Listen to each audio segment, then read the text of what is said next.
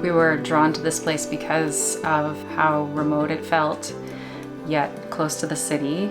And being on the waterfront has always been one of our dreams, and also how peaceful we feel when we're here. I just remember being up here. There was this little Stellar Jay that kept following me around, and I just lost my dad, and I'm a little bit weird that way. I equate, animal figures to loved ones sometimes, and the old man, I could hear him saying, "Oh, it's beautiful up here, my boy," and it almost pushing me in that direction. Sometimes you take it as a sign. The off the grid thing came later. It's like, oh yeah, by the way, there's no road to get here, no power or anything up here. So we kind of had to ad lib out of necessity. Yeah. And won't it be a great adventure? We can just learn as we go. So that's what we did. We had a lot of help because there's a real community up here, and they kind of gave us a lot of guidance on what to do.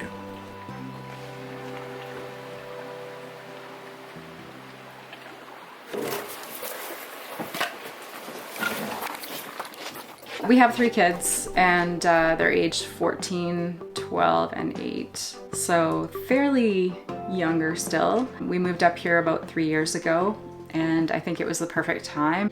So yeah, they seem to love it. I mean, we talked about it all the time and make sure that, this is where they want to be, because a lot of people say, oh, how can you do that to your kids? You're removing them from all their social interactions and stuff. And I go, well, when it's school time of year, they're at school all day, they do their after school stuff, and they don't miss out on anything like that. And then when we're home, we have family time, and it's nice, And in the summer, there's a great community up here, so they're not really missing out, in my opinion. In fact, they're, becoming really great little people. Yeah, I think it's expanding their horizons. They're learning more, they're doing more outside in the woods, in nature, which I think we've kind of lost touch with. So we definitely are completely off-grid here. We do face southwest, so we get quite a bit of sun. So we have 18 panels, which is more than adequate in the summer to run what we do, which is quite a bit. We have a proper dishwasher and a couple of fridges, and we laundry and lots of LED lights everywhere. For our phone, we have satellite telephone. We have satellite Wi-Fi, that sort of thing. So it does run that fine. But come wintertime, when the sun is gone and it's all rainy like it is today, we just this summer we brought in a really cool system. It's a turbine system, and we can do that because we have a river. About 1,000 feet up, there's a river, and it's pretty reliable. It's about 11 months a year. It's running pretty well. So we basically draw water from that river, and by the time it comes down the hill, 2-inch line, 1,000 feet, we got about 100 psi. And we basically have a hydro turbine. It splits into 2 jets. It spins that thing real fast. It generates electricity, goes right into our battery bank. And the beauty of that is, even like a day like today, normally the generator would be on right now, we'd hear it. But we don't even hear the generator with the turbine now, because it does the job and keeps our batteries topped right up. It's been a real awesome addition to our setup. So now we basically have solar, turbine, and as a backup, we have our propane generator. So if our turbine breaks down, there's always the propane generator that kicks in automatically if the batteries get down to a certain level. It was a shack. It was probably wetter inside than outside.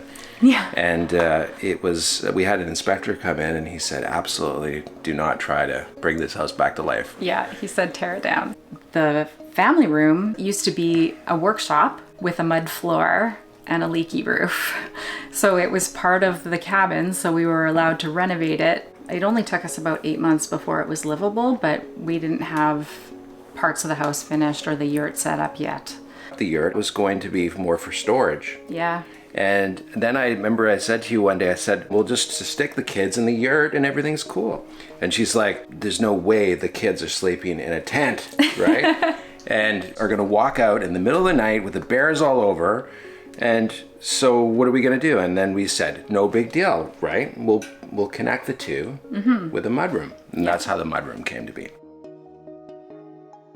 Believe it or not, everything was brought up here on a barge or somebody's boat or our boats, Yeah. So we were constantly juggling work, and oh yeah, we got to grab 50 2x4s and some 2x6 like tonight. So it was there for the guys in the morning. Otherwise, they didn't have anything to do. So yeah, we did some crazy stuff. We had to bring our excavator up on the barge. We had to bring all of our building materials for the road base. Everything else that's on the property had to come up on a barge. The RV. Every single thing. We have a couple of different ways to heat the house. Originally, we had 2 wood stoves, and we have a lot of wood supplied for fuel, so we're good that way. But what we found is, unless you had a fire going all day, we'd come home to a freezing cold house, which wasn't as bad, but a very freezing cold yurt. And the kids wouldn't want to sleep in their beds. We had to put hot water bottles in there, and it just wasn't working.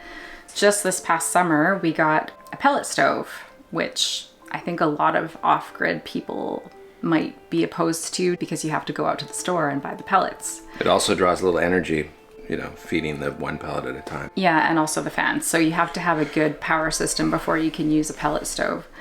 So once we had the pellet stove in the yurt, it stays warm because we can load the pellet stove up with pellets for 3 days, and it's constantly heating. Even at a low temperature, it keeps it comfortable enough for the kids.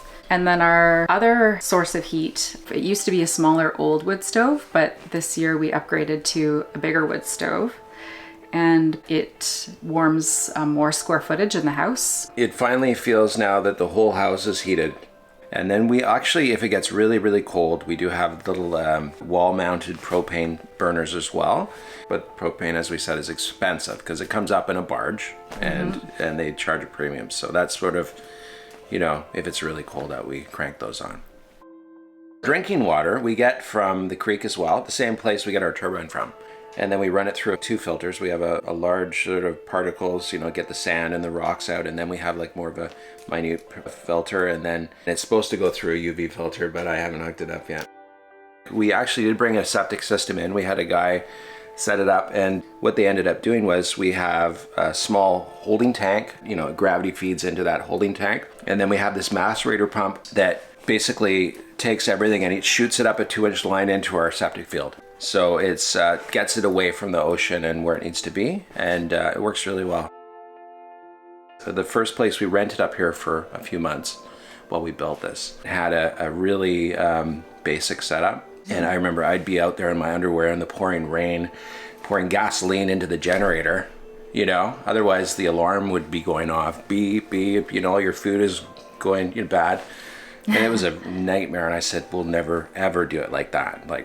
We gotta figure, we learned a lot from that place. We sure did. There's so many different ways of doing off-grid, and the way we did it is a little bit extreme because we also wanted that comfort level and convenience factor. So we did end up spending a lot of money on our power system and our water system, but there is another way of going about it where you can just keep it simple and affordable and do it yourself. I think we were a little surprised at how much everything cost, though. Yeah. Let's face it. By the time you brought all the things we did, it got a little bit beyond what we thought it would be.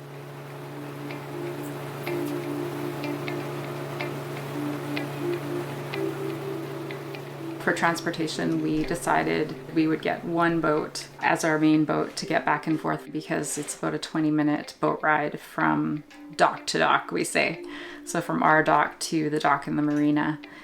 But we found that I was staying home a little bit more to work here, and I felt pretty vulnerable when he was in town with the only working boat and I didn't have a way to get away or get help when I needed something in an emergency.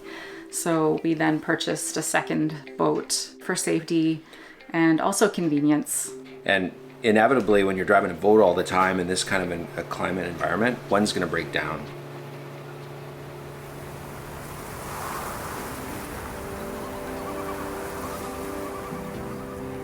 Depending on the time of the year, the sort of routine would be we get up around, 6:15 or 6:30, something like that. Throw on a fire, feed the cat, make the lunches, and I'll scoot down to the boat. If it's dewy out, it can be kind of wet and cold. So we got little heaters in our boat, so I'll just crank on the heater. By the time we're ready to leave, that boat is toasty warm, it's defogged. So we boot it down to the boat, kids jump in, we go. And then we're at the marina and somebody will drop the engine for me. One of them will jump out, grab the line, tie up the boat. We usually have garbage, recycling, and everybody grabs a bag. You know, we might have a gas can, and we just like into the car, and we just drop eldest off first at the high school, and then 2 minutes later the kids go to the elementary, and then I go to the office, and it's another day. Yeah, we love living here, and I wouldn't go back. I wouldn't go back to the city ever, I don't think. Yeah, it feels good to be independent.